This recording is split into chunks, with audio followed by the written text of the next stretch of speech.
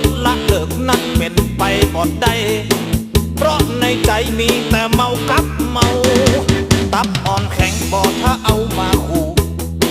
ไผก็โหคนอย่างหาขี้เมากู้กันม่วนกู้กันมันถ้ามีเล่า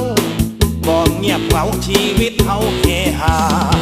ถึงขี้เหล้าแต่ก็มีศักดิ์ศรีนักความดีบอกดีชิดชวนนินทาเรื่องการงานจะมือช่วยขอบอกมารับรองว่าใจทุ่มเทเต็มงานเรื่องกินเหล้าไทยบ่ท่าขึ้นมาห้ามโบนแก้วสามก่อติดลมเหล้าเริ่มหวานเมาเพราะมักเพราะเมาเฮาสัมหารห้าเหล้าหวานเป็นชายาติดมาเมื่อ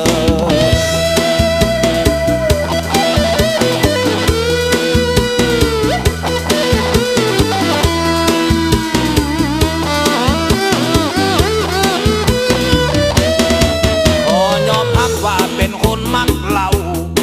เรื่องเมาแม่นเป็นของผูกใจลดละเลิกนั้นเป็นไปบ่ได้เพราะในใจมีแต่เมากับเมาตับอ่อนแข็งบ่ถ้าเอามาขู่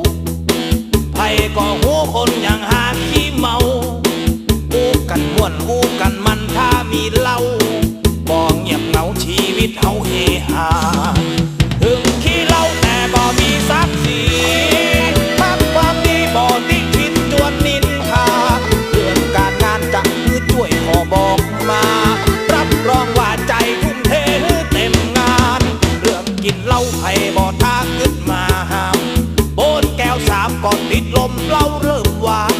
เมาเพราะมักเพราะเมาเฮาสัมหารห้าเหล้าหวานเป็นชายา